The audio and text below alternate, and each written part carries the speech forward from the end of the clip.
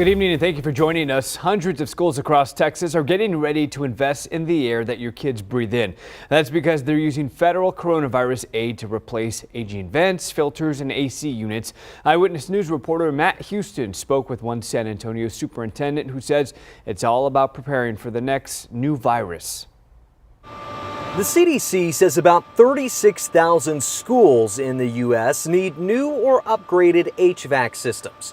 It's why Congress will allow districts to use millions in federal coronavirus aid to make schoolhouse air cleaner. It allows us to get the bad things in an indoor environment out of that building.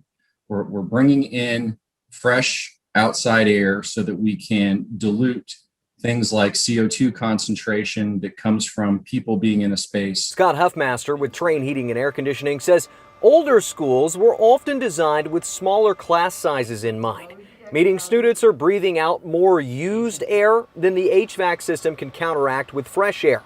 Upgrading that circulation wouldn't just stifle the coronavirus, it could make it harder for your kids to catch a cold or even the flu. Sick days are still sick days.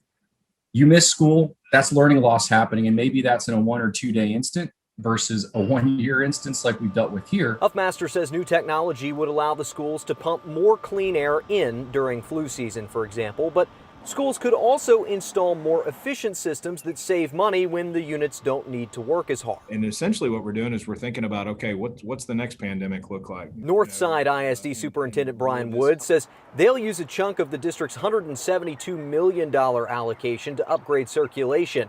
Some schools may not need dramatic improvements, especially newer buildings. But superintendents say this is a rare opportunity with rare funding to plan ahead. Matt Houston, KENS 5. Eyewitness News.